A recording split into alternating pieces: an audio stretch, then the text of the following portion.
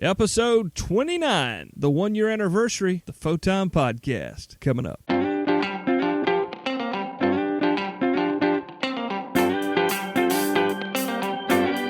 AmateurRadio15.com presents Photon, the other ham radio podcast, sponsored by Main Trading Company. Find them online at mtcradio.com. Now, here's your host, Cale Nelson, K4CDN. It is episode number 29. I'm Cale, your host. My call is Kilo for Charlie, Delta November. Thank you so much for giving me your time. We've been doing this for a year. You're back again to listen. I hope that not only are you being entertained, you're being educated along with Cale as well. So thank you again for being here. I know that your time is valuable, and I appreciate you sharing that time with me right now. Yeah, I'm Cale, and if you're brand new to the show, thank you for being here. I'm an amateur radio operator in South Carolina. My call is Kilo for Charlie, Delta November. I'm a former FM guy who gave that up to concentrate on my kids and still had something to say. So I decided to start podcasting about a year ago, like a year and a week ago, about amateur radio. So thank you for checking us out. This podcast is for anybody that's into the amateur radio hobby, anybody that's looking to get into the amateur radio hobby from any aspect, from any angle. We're trying to cover them all, and there's a lot of them, so stick with us here on the Photon Podcast. I got to tell you guys real quick, this segment of the Photon Podcast, episode number 29, is sponsored by the brand new ICOM IC2730 dual band full power mobile radio. This thing is great, guys. 50 watts output on VHF and UHF. It's got the big, huge, easy to read display along with, yes, that's right, crossband repeating, and you can find it online.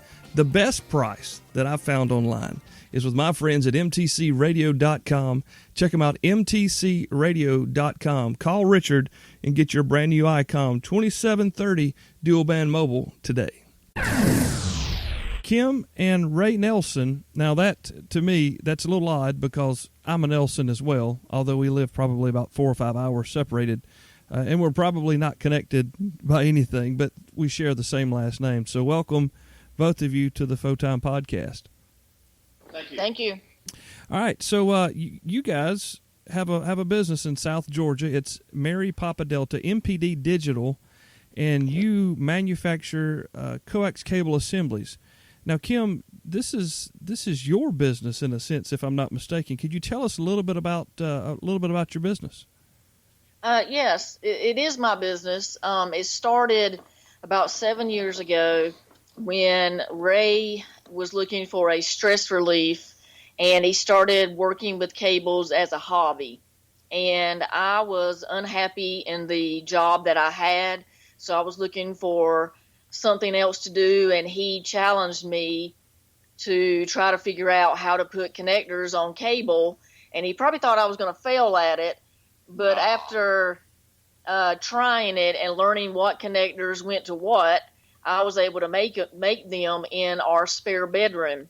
And once I started making them and we started making some money, it took up another bedroom and then the garage. And then we decided we needed to move out and make it a real business and start hiring employees to do most of the assembly business. Wow.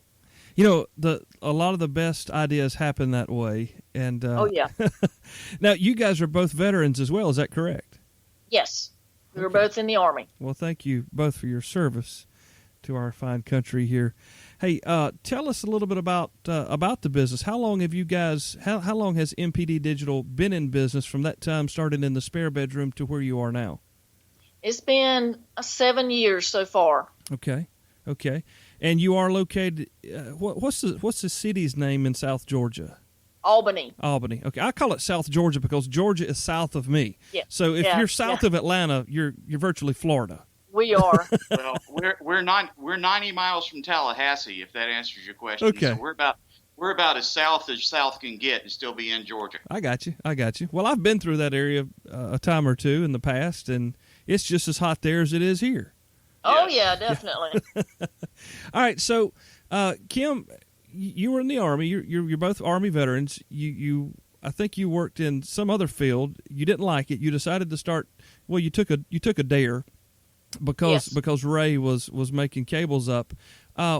When he was making these cables, was he just doing it for a hobby, or was he doing it to sell? How did all that come around? Well, he started out, he had gotten some cables that already had connectors on them, and he was selling those on eBay, and he saw that there was a demand.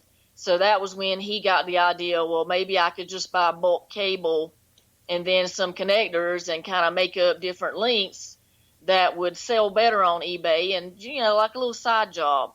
Okay. So that's kind of where the idea came from, with him. So he was doing this, and he was working as well, but figured, I'll bring her in. She can put her hand to the wheel here and help me get some more going. Now you guys not only sell on eBay, you also supply, and that's right, guys. I said you supply Amazon to fulfill their orders. Is that correct?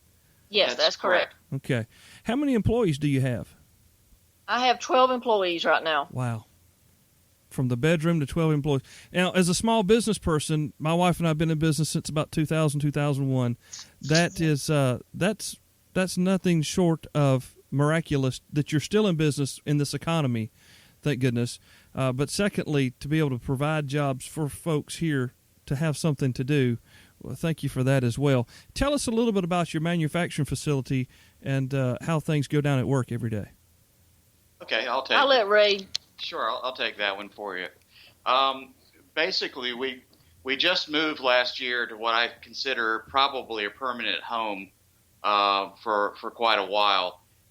We renovated a 5,000 square foot facility in downtown Albany, and essentially build out a combination of a warehouse space and construction space. And we've got about $50,000-$60,000 worth of machinery that's used to do everything from coil and strip and presses for installing cable connectors and all that kind of good stuff, as well as we normally stock about 250,000 feet of various types of coax cable. All our cables made in the United States. We don't buy foreign stuff. Not anything against some of it. I mean, the Swiss cable made by Huber Center and the cable made in the Netherlands by Draka, and a lot of the German stuff is pretty daggone good, very comparable to the U.S. And we've sold some Israeli cable before, but we do not deal in communist Chinese products or Vietnamese products, or basically extending our military service one notch further. We do not buy or sell anything that comes from a country that I consider to be less than of interest to the United States. So that's just the niche that we've fallen into. We think it's a better quality of product, and in a lot of cases we know it's a better quality of product. And there's still a good half dozen cable manufacturers in the U.S., and those are the guys we have arrangements with to purchase their item. Fantastic. Now, Kim, let me ask you this, because you're not an amateur radio operator. Is that correct? I'm not. You're not. Is it hard to be in a business that you're not in it as a hobby as well, or a side interest, or is this just business for you? It's a little bit of both. Since Ray has come on board doing the general manager position, and a lot of my technicians have their licenses, it's kind of, my role has changed. I don't assemble the cables myself anymore. I'm not, doing the dirty work. I'm more about overseeing the employees and the financial aspects of the business. So my role has kind of changed, and I don't spend as much time talking to customers as my other employees do.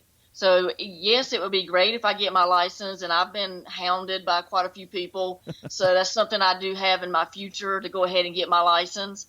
But yeah, it would help out a lot if I did that. I got you. Now tell me, we mentioned eBay, we mentioned Amazon. Do you guys do any Hamfest touring, or are you just strictly online sales? We've done some Hamfests in the past, and not saying we won't go do them again. One of the issues that we have now, though, is that in order to do a ham fest, basically it's uprooting yourself and basically disappearing for a couple of days to do that ham fest. And that, that takes quite a bit of time away from, the business itself, especially since a lot of our orders are customized or built on demand for different operators, as well as the weekly shipments out to Amazon's warehouses. Okay. So I think we'll probably do some more ham fests in the future, but right now it's a small part of the business. So what when you're sitting in the spare bedroom and you're assembling cables, what was your first number one bestseller that you really said, okay, we can make a business out of this? Well, we started out where a lot of it was in mail to in mail. Okay. And then I think PO259s came in next. So I learned to solder. I taught myself how to solder, and it took a lot of practice. But that's kind of where it started. And then it went into the other connectors, SMAs and TNC, some of them reverse polarity. But I would say in-mails and PO259s were our biggest sellers at the beginning. Fantastic. It's really interesting because my wife is a hairdresser, and she does a phenomenal job, has a tremendous business, well enough to provide that myself and my children can stay at home together every day. And she wouldn't know which end of the soldering iron to hold. But she's mean with a curling iron, so I guess we all have our different talents. Yeah, not only that, she taught herself to solder with equipment that we wouldn't even consider using these days. I mean, she learned how to do it the hard way with good old-fashioned soldering irons. Today in production, we use Metcal soldering stations with heat on demand, so that the soldering iron tips heat up to the exact temperature required to melt the solder, and is a whole lot easier with the equipment we use now. Of course, now we're soldering, several hundred cables a day, as opposed to when she was doing 10, 20, 30 a day. So that's a different world. That sounds almost like you're cheating now. Yeah. Well, in a way, it feels like it sometimes, because the amount of time it takes, and when you've got the automatic sensors that tell you exactly how hot the tip needs to be, it makes life a lot easier. So tell us a little bit about the business there. You guys have been up for 7 years. You're both military veterans, family-run small business in southern Georgia. You've got 12 employees, 5,000 square foot. Is it 8 to 5 deal every day, Monday through Friday? How do you operate there? We do like an 8 to 4:30. Or 7:30 to 4:30. Or 7:30 to 4:30. We try to, since we're in Georgia, we have a lot of customers in California. So our afternoons get pretty busy with California calls. And so we try to make it to where we can be there for a little bit of everybody. I got you. The other part, though, is that, it's your typical small business, because we get emails at 9, 10 o'clock at night with people that have problems that need to be solved. So very rarely is there a night that goes by that we don't spend some time, answering questions and solving problems. You as an entrepreneur or small business owner, there is never a day off. I don't care what anybody says. Right. So we go to your website, mpddigital.us, and it gives us a breakdown of your company. Now, can you order from the website there, or is it through the other avenues that you take all of your orders? Well, we have several avenues. We do have a website basically that allows people to design their own cable assembly, and that's uscoax.com or usacoax.com. And if you go to USA Coax, essentially you can select from anything from RG58, Belden 9907, RG214, RG213, all the LMR times microwave cables, and you can select any one of about 260 cable combinations for connectors. If you want a weird cable that has an FME to a RPSMA, you can build it there, and we'll make it for you and ship it out. So there's that, as well as still probably the vast majority of our business comes from Amazon, where we manufacture all the Times microwave cables for Amazon that they sell. And then we also have a number of different cable assemblies that we sell ourselves on Amazon. And it's usacoax.com. That's a really interesting concept there. I like that. I'm looking at the site there. I was unaware of that. I don't know how I missed that, but that's okay. It's kind of a stealth site. We haven't advertised it a lot. It's one that just basically allows people to design what it is they'd like to have. But we try and produce a product that everybody can customize. It makes no difference to us whether somebody wants 20 feet or 25 feet or 32 feet. You can measure it out to whatever people need. I got you. And you guys are in the business to create that custom cable assembly that someone needs for their particular product, not just, right. You'll manufacture it in bulk and make 25 feet with 259s on each end all day long, but if somebody needs that, like you said, extra special cable for their repeater, for instance, or right. something, you guys can manufacture that without a problem.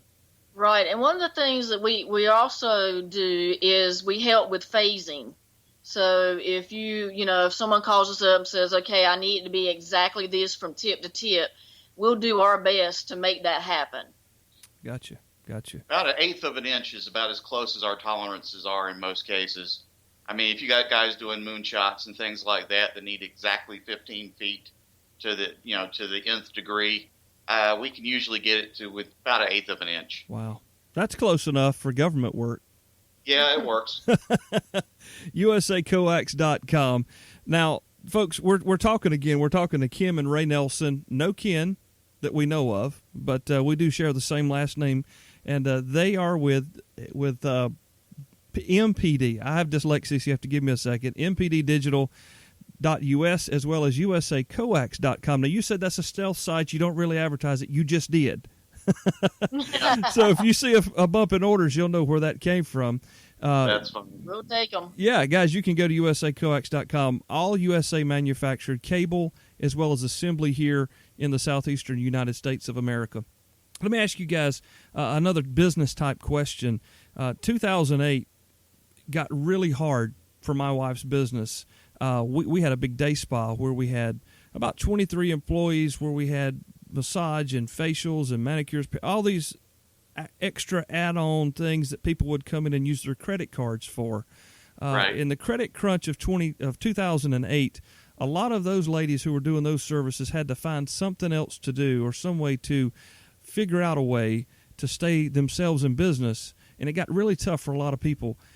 Since that time, it's very, very slowly coming back.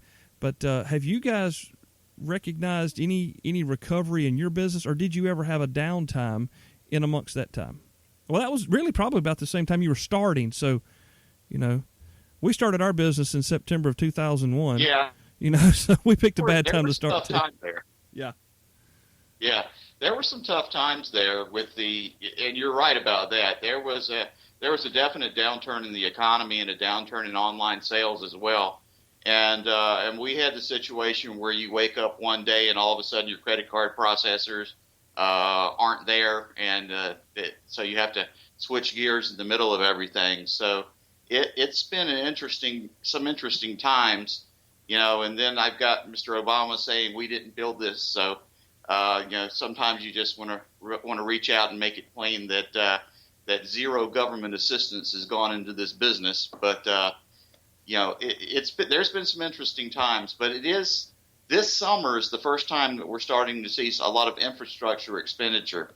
And what I mean by that is we did all the cable assemblies to put the new distributed antenna systems at the University of Tennessee and at the Pirate Stadium and the Penguins Stadium and the Cardinals football stadium. All of those are using our cabling.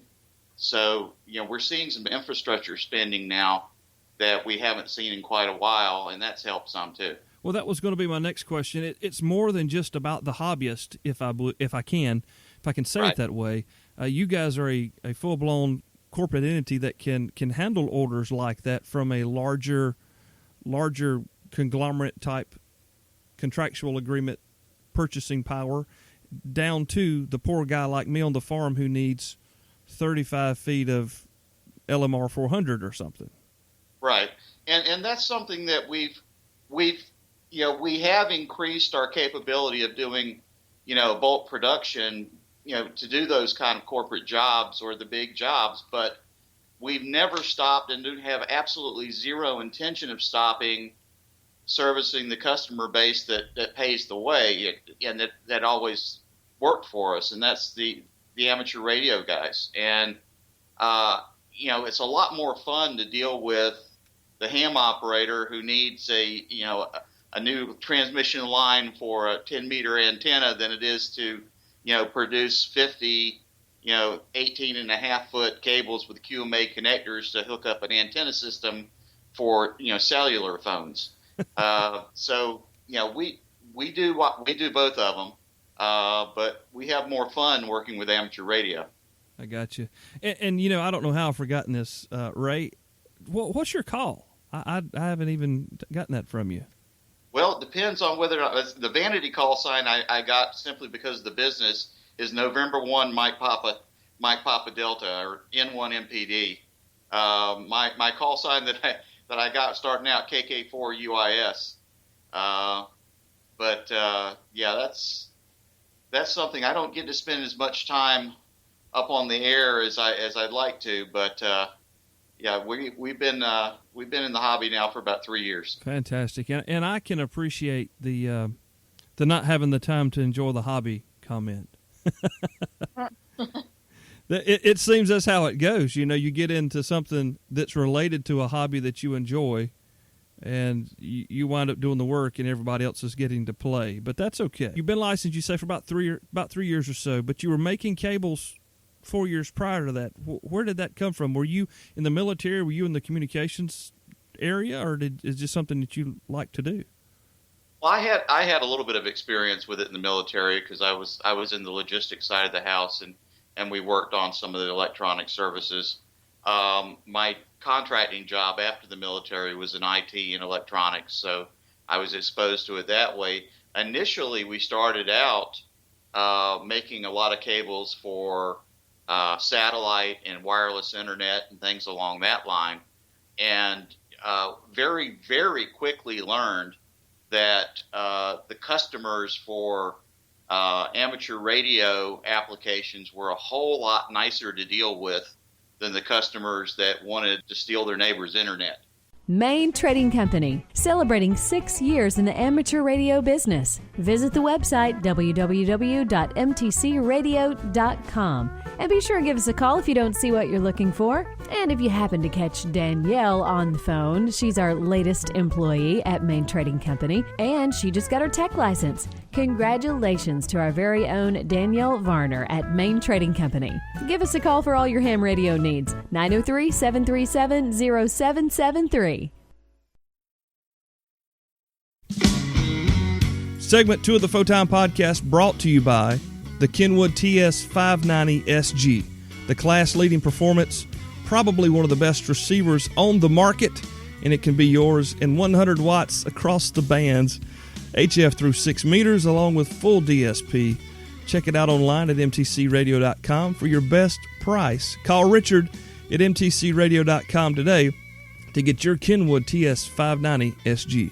Okay, we're back with Kim and Ray Nelson of MPD Digital. You can find them online at mpddigital.us as well as usacoax.com. And both of those sites, one will get you to the other. One will allow you to even manufacture or have manufactured to your specifications specialty cables for your particular application in amateur radio. Kim and Ray are with us, of course, just as I mentioned a moment ago, and we've been talking about their business, MPD Digital, and I've got some personal questions I want to ask about the technical aspects of coax cable. Ray, when I go online, or I'm on an internet forum where someone comes on and says, "Hey, I want to run 100 feet to my UHF VHF dual band antenna for amateur radio, so for the 144 to 148 and then the 70 centimeter band.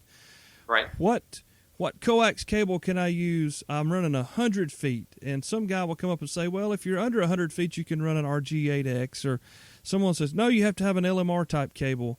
I mean, it's beans or more, beans or no beans. It's left and right, 6 to dozen, half another. So from a cable manufacturing perspective, with that question, what's your answer? I'm going to give you my absolute 100% no slip, never miss, correct engineering answer. All right. It depends. We get calls every single day. What cable do I need? And the first thing I'm going to ask the person is, what frequency are you using? And the second thing I'm going to ask, or what's your highest frequency band, rather. In this case, you're saying 70 centimeters. Mm-hmm. So I know you're going up over 300 megahertz. You're going up in the 440 range. And the second question I'm going to ask is, how many watts are you pushing? How much power are you pushing? Right. Because those two aspects there are critical. Now, there's others out there like, are you running next to anything that you need extra shielding and things along that line? But if you're buying decent quality cable, you can usually negate most of that. But the two main considerations, what frequency and how many watts and what's the length. The second thing that's out there that can really help folks out is Times Microwave, and we're a Times distributor on Amazon. We deal directly with Times, and we just got a 50,000-foot shipment in of LMR 400 as an example. But Times Microwave at timesmicrowave.com/calculator runs an online calculator that asks those three questions. And the first thing you do is you select a cable type. The second thing is you put in the distance of the run and the frequency and the wattage, and it'll tell you what your loss is going to be, your transmission line loss is going to be, and allows you to compare RG58 to RG213 to LMR 240 to LMR 400. And basically what you need to do is determine how much loss can you stand in order to get your signal out. Because what most people understand, of course, is that your radio is going to put out a certain amount of average power. Now, the antenna has gain to it for a lot of people. Say a 3 dB gain, 4 dB gain, whichever. Now, that gain from that antenna is a nice thing to have, but that gain only works on the amount of energy that's actually transmitted from the radio to the antenna. Then the antenna can plus up that signal. But if you've got a situation, which we see quite frequently, where we've got somebody running, RG58 at a 70 centimeter, and they're losing a significant amount of signal prior to it getting to the antenna, then that signal is only going to be able to be multiplied X number of times, because you're not going to get back what you lose, no matter how nice an antenna you have. So that's kind of a convoluted way of answering your question. The other way of putting it would be at 70 centimeters, running 100 feet, probably the least I would run would be an LMR 240, or you could also run an RG 213, but 240 would work better because of the additional shielding in the foam dielectric. Fantastic. We get that question's asked so many times on so many different forums and question and answers, and people have their opinions. Really what it comes back down to is, if you have a question, just do the calculations. I mean, because folks have got, there's folks out there with 8X and they've got it, and they can hit their local repeater, and their antenna's 250 feet away from the house, and it was cheap, and they're happy, and they're going to say, well, hey, it works for me. Well, yeah, it works because you don't need but about 4 watts to get to your local repeater. Right. If you're doing low power work or QRP or something, we talked earlier in the pre-call about some work that you do with some of the portable antenna manufacturers, that you provide the cables for. Right. You don't have to tell me the manufacturers if you don't want to, but I'm curious, what type of cable are you packaging? And these are HF antennas, I'm assuming. That's correct. They're Okay. HF antennas. For those antennas, because of the lightweight requirements, let's see. For one manufacturer, we use LMR 400 Ultraflex and LMR 400 because they're running short lengths of cable and they want absolutely the least loss possible because their goal is to talk 2,000 miles with 5 watts of power. Mm-hmm. And another manufacturer, we're running RG8X and RG58, very high quality RG58, because they're running higher power applications, and still they're only running 25 to 50 feet of cable, but they're never going above, say, 6 meters. So, a lot of it is frequency dependent and how many watts you're going to push. Gotcha. The average new guy, and that's who our audience is here on the program. I mean, that's our target. Now, we have folks that have been amateurs for far many more years than I've been breathing. And they come by and enjoy the show, and we're happy to have them. But we know that we have a contingency of new amateurs. We also have folks who are interested in getting into the hobby. To lay it down simply for the newer folks, they get licensed. They buy themselves a single band 2-meter radio, mobile base station to use at home. They get like a nice Ed Fong J-pole or maybe an Arrow or something, just a basic antenna for 2 meters. Sure.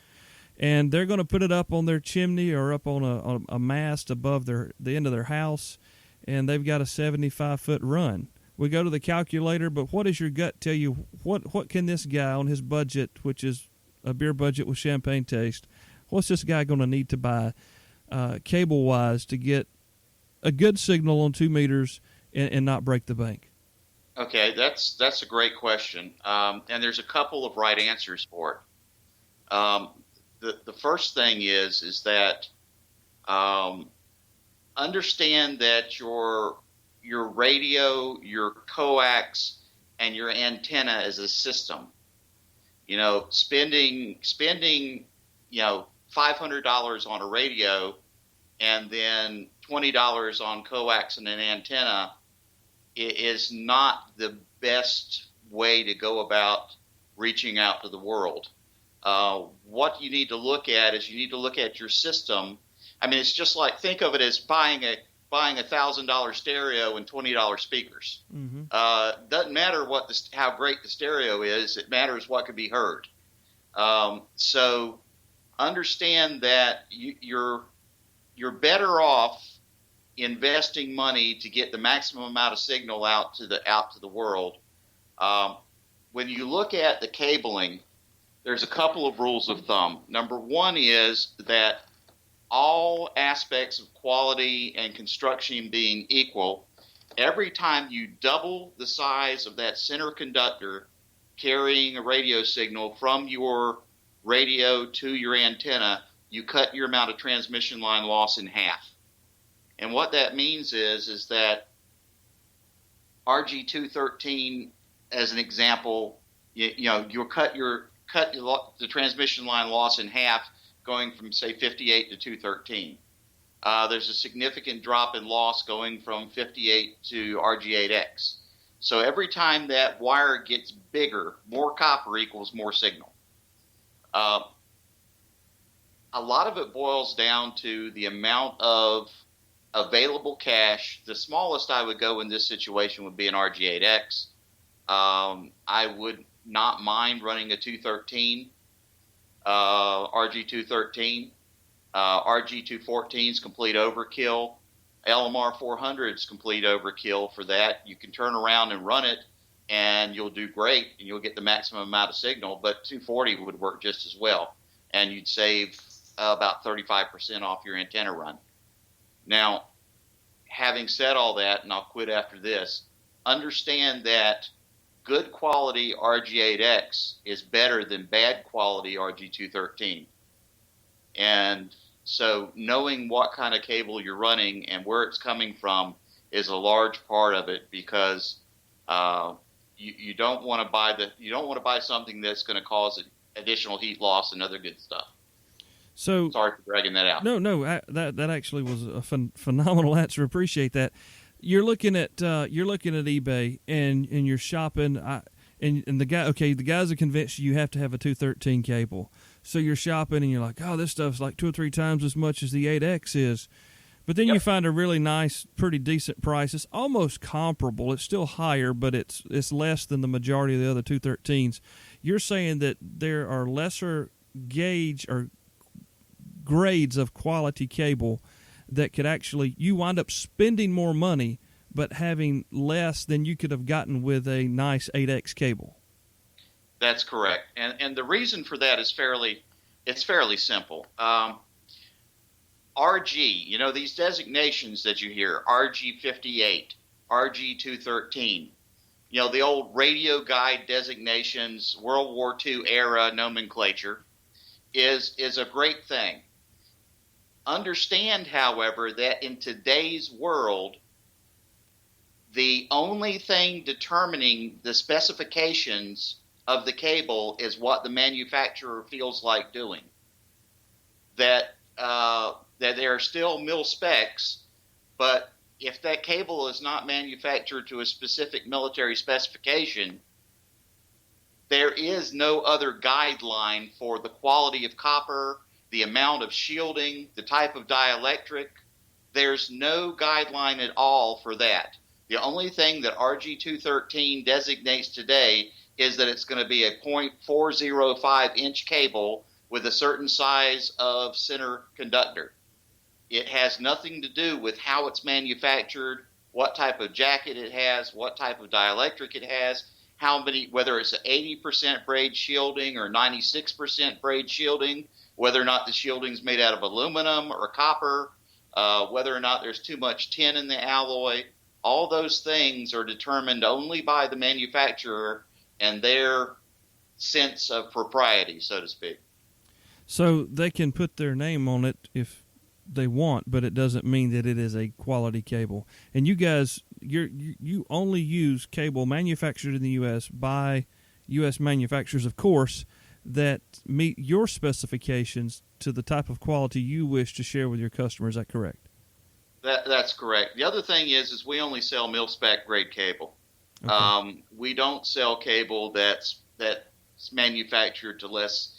If the government won't buy it, we won't sell it. And the nice thing for the amateur radio community is that, it's a good and bad. The bad thing is there's only a half a dozen manufacturers of coaxial cable left in the United States. The good thing is because of the Buy America requirement, the main customer for those manufacturers is the U.S. military. So they're running quality cable because they have to run cable that the military will buy. So the cable that comes out of the factories in the U.S. for the most part is very good quality because they're going to run the same batch of cable. They'll run 500,000 feet of cable. And we might buy some, the Air Force might buy some, the Navy might buy some, but all of us get the same standard of cable. Very interesting. Now, what's the largest cable that you guys deal with for the amateur hobbyist? The largest cable we work with on a daily basis is 0.4 inches, 0.405 inches, 0.410 inches. And that's primarily because if you're going over, say, RG214 or LMR 400 size, you're getting some very specific requirements. I mean, certain repeaters, when we make cables for Verizon and other folks, a lot of those want half-inch cable or 0.6-inch cable. But your average amateur radio requirement, I'd say LMR 400 is about the biggest you need. Okay, so I've got a 35-foot tower laying out here beside the barn that hopes to get planted in the fall. I'll put up a 4 or 5, I think it's a 4-element beam, an old Cushcraft beam on the top of it. Uh-huh. Up the tower and across and back in the shack, maybe 70 feet. some people are screaming you need to use hardline, others don't use hardline. I don't think I'm going to use hardline. That's just not what I would do. But something like that, is that this grade of cable you're talking about, or is it something even less than that? Well, no, you can run LMR for what you're talking about. Once again, what frequencies are you using and how many watts are you pushing? Yeah. I mean, you can use an LMR 400 for that very easily. Since you're having a rotor probably with your beams, I'd recommend, running a standard length and then splitting it off for the length that needs to do a lot of flexing and using maybe an ultraflex for that, but, something along that line. But hardline cable in the hobby world is a lot of money for not a lot of gain. You're talking increasing your costs significantly, but I don't know that you're going to be gaining that much signal output. Well, it makes no sense to me personally, but I'm just a dude, Well, I mean, don't get me wrong. We've done hardline installations before, and when there's a specific requirement for them, I mean, if you've got a repeater installation where it's 300 foot from the transmitter to the antenna, you've got situations that are specific that require a specific type of cable, a little bit different. But for your average person running, between 25 and 200 watts, hardline for the most part is overkill. That was what I thought as well, and it was kind of comical that these folks that were suggesting this, and I was like, guys, it'll be 8 or 10 years before I can put the tower up if I have to save to buy that type of coax. Are you kidding? So, all right. So we've been talking about coax cable, and we've talked a little bit about the manufacturing process you guys do. Do you produce only cable assemblies from the Times cables, or are there other brands as well, or is everything in the air quotation marks there Times? No, we do have a close working relationship with Times Microwave because, I like the fact that their cable's made up in Wallingford, Connecticut. Even if they're Yankees, they do a good job. However, we buy cable made in North Carolina that's made by Coleman. We buy a lot of cable now from Consolidated Wire. It's made outside of Chicago. We buy a lot of cable that is a CCI brand, Southwire cable from here in Georgia. So there's several manufacturers that we buy from. Times does make an RG213, but it's super expensive because it's made primarily for shipboard use, and the amateur hobby usually doesn't want to pay $3 or $4 a foot for cable. So we buy the Consolidated 213, and we buy Consolidated RG58 or a Coleman RG58 or Carroll or one of the other U.S. brands. I got you. Now, to take a step away just a moment from the store, let's talk about your taste in the hobby. And you, like me, don't get as much time as we wish we had to operate. But what do you enjoy about amateur radio? What is your favorite part of operating? What mode, bands, whatnot? One of the things that I really like doing is to see how far on how little. And I think that, to me, is one of the biggest challenges. It's not about pushing the maximum amount of wattage through, the maximum hugest cable to the biggest antenna. It's about the remote location or the setup, with either a magnetic loop or a buddy pole or something along that line, where you're able to talk and just see how far you can push that signal out there, in a portable aspect, and the field day type of work, because I personally don't get a chance to participate in Aries, although we give significant discounts to Aries cable assemblies and things things like that people need for emergency work. But to me, it's the outdoor aspect and the ability to see just how far you can reach out with 5 watts worth of power. We've covered that quite often here on the program, and it's kind of funny. I was waiting for you to say I go out with my KX3.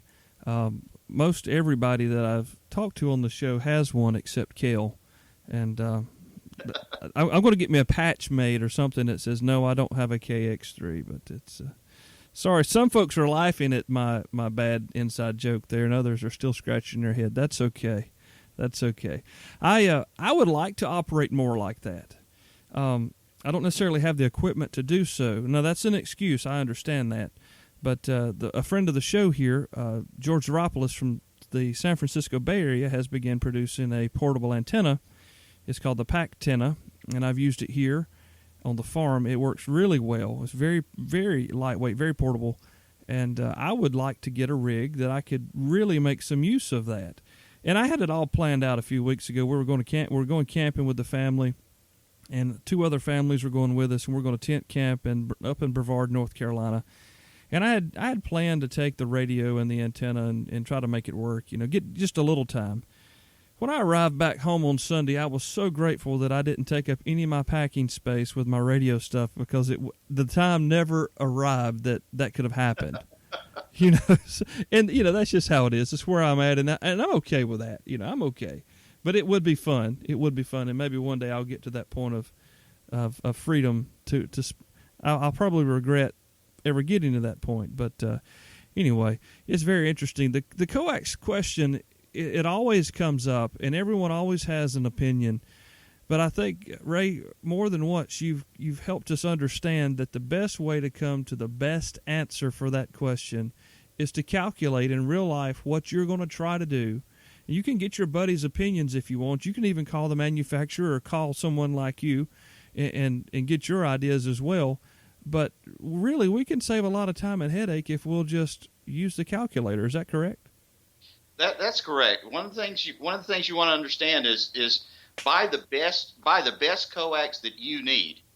But if you're never going above HF, and you're going to be running 200 watts, why would you invest in LMR 400? In that case, RG213 is just fine. So buy the cable that fits your use, and buy the best you can afford, and buy it once. And 25, 30 years later, you'll still be using the same coax. Now, let's see, when was it? A show or two ago, I talked about the crimp versus the solder. Oh my Lord, what a controversy! Yeah. It used to be code or no code. I think we're going to stir up the crimp or no crimp controversy here. You guys solder your stuff, if I'm not mistaken. We do both. Okay. That's kind of funny. But here's the thing. For the ham radio world, amateur radio world, we primarily use silver PL259s with Teflon dielectric, screw them on and solder them down. For the cables we do for the military, for the cables we do for Norfolk and Southern Railroad, as an example, just bought 150 cables that all of their locomotives, their switching, all that's electronic now, and they really use PL259 connectors on 9 foot of RG213, but they in the military insist on crimp connectors. Wow. So I would say we use both. I would say that in today's world, there is no added benefit in using the standard solder on PL259 over the crimp. And in many cases, especially if it's going to be hard use type, you've got significant drawbacks, because it's a lot easier to crack a joint if you've got a lot of solder in there or solder flowing in there than if you've got it crimped on. So really, it's personal preference. You want my best rule of thumb is don't use PL259 if you can use something else, but that's an even bigger controversy. So you're an N fan? N, T, and C's. B and C's to me are somewhat fragile, but they're excellent connectors. But I will tell you that the PL259, the testing is out there. The PL259 connector outside of the United States, you won't find it.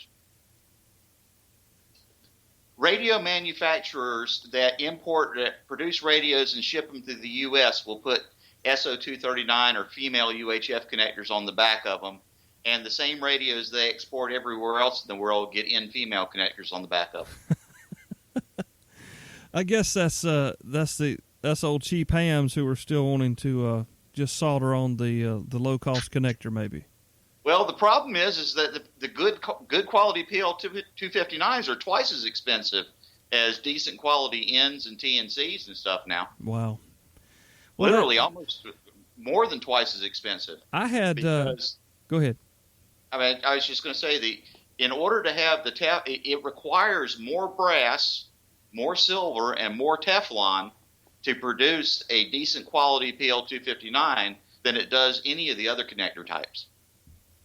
Because of the big screw type. Right, because they're so big, exactly. Furl, I guess is what you'd say, but right.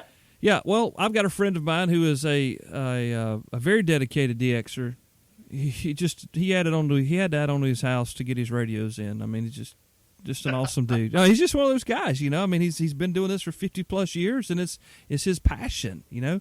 His ham shack is nicer than my entire house. And right. We were talking, and he says, you know, I'm an N crimp fan, and I almost fell over. I said, really? You prefer that over soldering too? He's like, yes. But then after I thought about it, it really didn't surprise me, but it was kind of funny. And I say it was funny because I brought it up a couple of weeks ago on a show, and I didn't really get the guys going where I wanted to get them going, but I've actually considered getting me a crimping kit to do crimping myself on coax cables instead of having to solder them. And I couldn't get the guys to take the bait a couple of weeks on our field day special when I had 3 guys in here with me. But anyway, that was another curious question.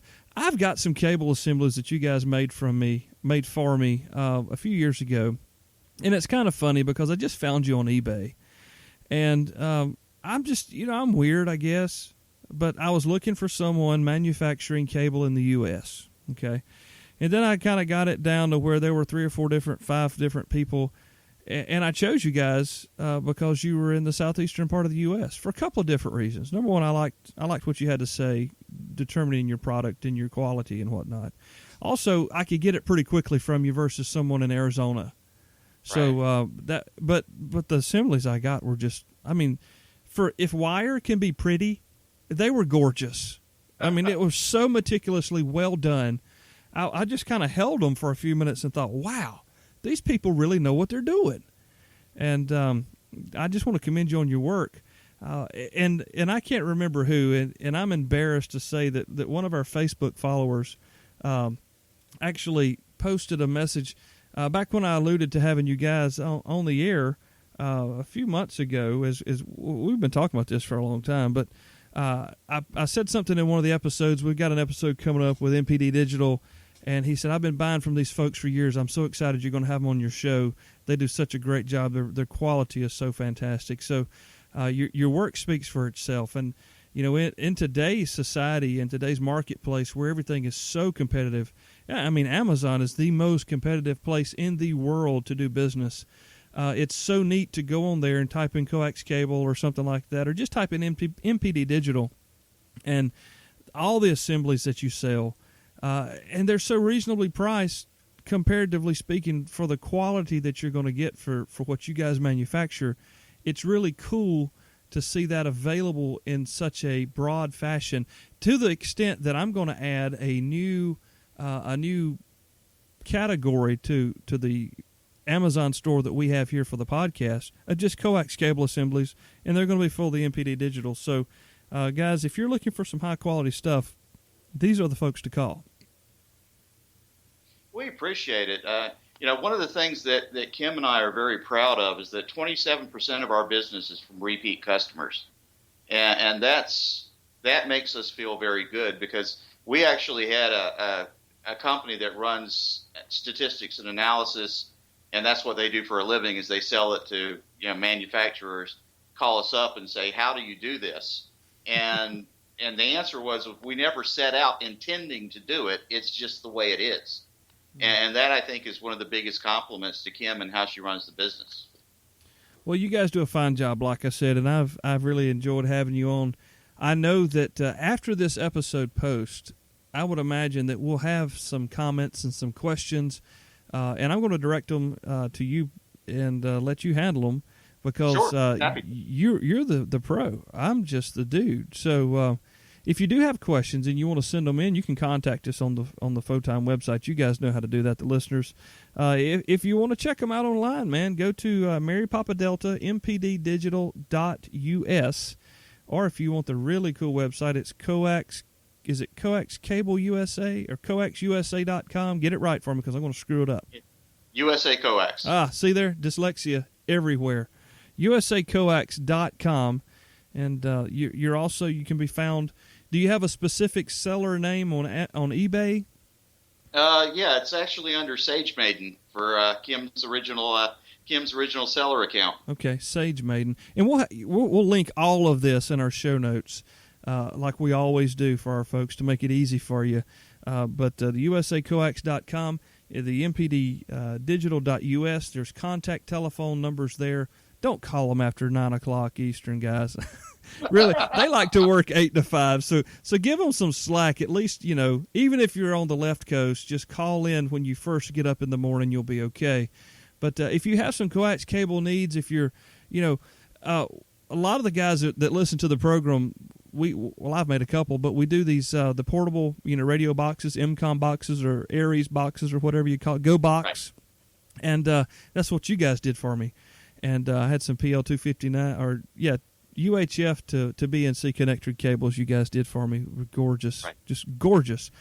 So if you need a special application cable, even the silly little cable to connect your Baofeng $35 walkie-talkie to your $21 tram antenna on the top of your car, or the pizza pan on top of the ham shack desk in your future ham shack, if in your mom's basement, you can connect with these guys and they'll take care of you, okay? mpddigital.us and usacoax.com. It's Kim, it's Ray Nelson, Kim Nelson, Ray Nelson, and they're on Twitter. Are you guys on Facebook? Yeah, we've got Facebook is mpd.digital. Okay. All right, we'll link that as well. I'm not really a big Facebook user. I use it for the show, but past posting pictures of my kids, it's not happening. So, guys, we'll have all the links to the show, and genuinely appreciate you both coming on and sharing with us about your business. It's exciting to see, and I've told other business owners that we've had on this show, it's exciting for me to see that happen. I know it's hard. I know it's tough, but we want to thank you for your service in the military, as well as providing jobs for folks here in the U.S. and providing an excellent product to the amateur radio community. Thank you. I appreciate it.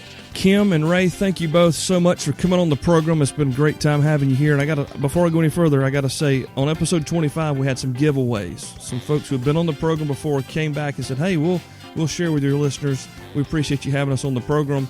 And Ray and Kim hadn't even been on the program yet, but they decided to give to the listeners. So thank you so much for that prize pack for the listener here on the Photime Podcast. Kim and Ray Nelson of mpddigital.us. Now, if you want a custom manufactured to your specs assembly, you need to check them out at usacoax.com. Same company, different website. Or you can just call them. Okay, their phone numbers are everywhere. And make sure you let them know you heard about them here on the Photime Podcast.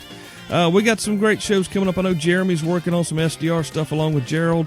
George finishing up with his review of the new Yaesu 991, I think is the model number. It just slipped my mind. Sorry. But anyway, we appreciate you being here. Hope you had a lot of fun. Hope you learned something. I know Kel did. And we'll be back next time to do it again. Big special thanks to our show sponsor, mtcradio.com. Call Richard, Christy, Danielle, or Tammy. They can help you out. Find them online at mtcradio.com. We'll catch you in a few weeks, guys. God bless you. 73, y'all. Thanks for downloading, listening, and subscribing to AmateurRadio15.com presents Time, the other ham radio podcast. You can find our past episodes, web links, and more at AmateurRadio15.com. That's AmateurRadio15.com. Follow us on Twitter at Time Podcast. And remember to visit our show sponsor, Main Trading Company, at mtcradio.com. Till next time, 73s.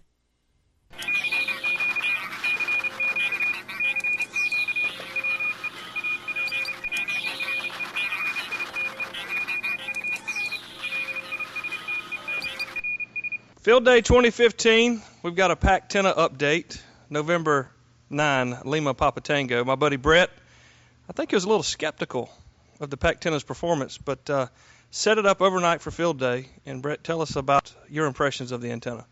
Well, it's set up very, very easily, and everything's in the Eagle Creek ballistic nylon pack. It's held organized. I'd say it probably took maybe 15 minutes to set up. It helps to have more than one person just to make sure everything's going vertical. We were absolutely amazed for Field Day when we got on 40 meters with it. I know on the phone station we got up to about 30 stations an hour, which is pretty good for us for the phone station. Yeah, the noise floor was very low. We could hear better than we had ever heard before for Field Day. We love it, and I'm interested in getting one, and we certainly want to welcome that Pac-10 back for Field Day in 2016. So there you go, guys. That's how the Pac-10 performed for Kilo 4 India. They set it up at about 0200 this morning and had a great time. It is, of course, the Sunday, the end of Field Day as I record this, and just wanted to toss that in there at the end. If you guys are interested in a portable antenna solution, George and Nick definitely have a great thing going with Pac-10, and you can find them online at pactenna.com. We'll catch you the next time around. 73, y'all.